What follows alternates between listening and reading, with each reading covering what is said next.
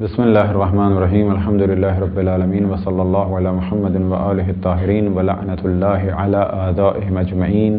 الی قیام یوم الدین وقال سبحانہ وتعالی وَلَقَدْ بَعَثْنَا فِي كُلِّ أُمَّةٍ رَسُولًا۔ موضوع گفتگو شرائط نبوت۔ اب تک 4 شرائط بیان کی اور 5ویں شرط یہ کہ نبی میں کوئی ایسی برائی نہ ہو کہ جس کی وجہ سے لوگ نفرت کریں اور نبی سے دور بھاگیں۔ لہذا ہمارا عقیدہ ہے کہ نبی کا حسب و نسب صحیح ہو، یعنی وہ صحیح خاندان سے ہوں اور حلال متولد ہوں اور ماں باپ بد کردار یا مشرک نہ ہوں۔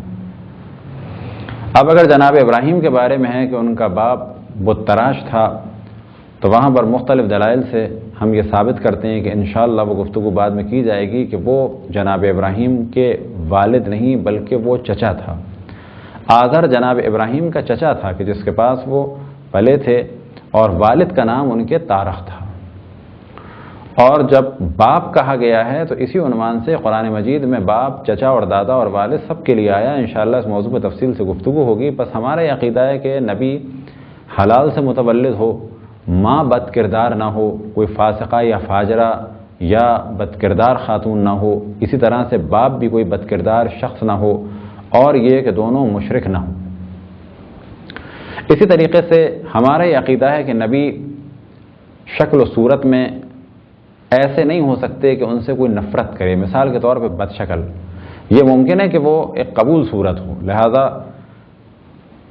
ہمارا یہ عقیدہ ہے کہ ہمارے یہاں جو روایات ہیں رسول اللہ صلی اللہ علیہ وسلم سے اور ائمہ اہل بیت علیہ السلام سے کہ تمام انبیاء بہت زیادہ ملیح تھے اور صورت شکل میں اچھے تھے اور کسی قسم کا شکل و صورت میں نقص نہیں تھا، یعنی ایسا نقص کہ جس سے لوگ نفرت کریں۔ اسی طرح سے جسمانی اعتبار سے بھی کوئی نقص نہیں تھا، چال ڈھال میں بھی کوئی ایسا نقص نہیں، گفتگو کے طریقے میں کوئی ایسا نقص نہیں کہ جس سے لوگوں کے سامنے ان کا مذاق بنے اور ایک طبقہ اس مذاق کی وجہ سے یا ان حرکات کی وجہ سے ہدایت لینے سے محروم ہو جائے۔ اور انہی شرائط میں سے ایک اہم شرط کہ جسے ہم تفصیل سے بیان کریں وہ یہ کہ نبی کسی بھی ایسی بیماری میں مبتلا نہیں ہوتے کہ جو نفرت کا سبب بنے۔ لہذا وہ روایتیں کہ جو بعض یہودیوں کے ذریعے سے کعب الاحبار اور تمیم داری مسیحی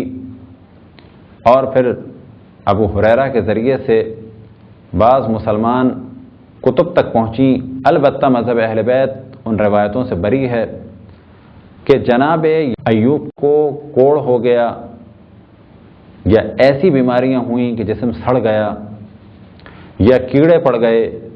یا اتنی بدبو تھی کہ کوئی قریب سے نہیں گزر سکتا تھا اور چہرہ معاذ اللہ مسخ ہو گیا، اس قسم کی کسی بھی روایت کو ہم قبول نہیں کرتے۔ لہذا ایک روایت امام جعفر صادق علیہ السلام سے نقل ہوئی جس میں آپ نے تفصیلی روایت ہے واضح اس چیز کی جانب توجہ دلائی کہ نہ ہی جناب ایوب کے جسم میں کیڑے پڑے، نہ ہی بدبو تھی، نہ ہی کوئی اور ایسی بیماری ہوئی کہ جس سے لوگ نفرت کریں۔ فقط ایک امتحان تھا، آل اولاد دنیا سے چلے گئے، بڑھاپا طاری ہو گیا، فخر و فاقے کی سی زندگی ہو گئی، لیکن کوئی بھی ایسی کیفیت کہ جسم میں کیڑے پڑ گئے، بدبو زیادہ تھی، ہم لوگ اس کے قائل نہیں ہیں۔ لہذا شرائط نبوت میں سے 5ویں شرط یہ کہ نبی میں کوئی بھی ایسی صفت نہیں پائی جاتی، کوئی بھی ایسا نقص نہیں پایا جاتا جس کی وجہ سے لوگ نفرت کریں اور اللہ سبحانہ و تعالیٰ کا پیغام پہنچانے میں مشکل ہو۔ خداوند تبارک و تعالیٰ سے دعا ہے کہ بحق محمد وآل محمد ہمیں اپنے رسول، اپنی حجتوں، خصوصاً امام زمان علیہ السلام کی معرفت اور اطاعت کی توفیق عطا فرمائے۔ وصلی اللہ علی محمد وآلہ الطاہرین۔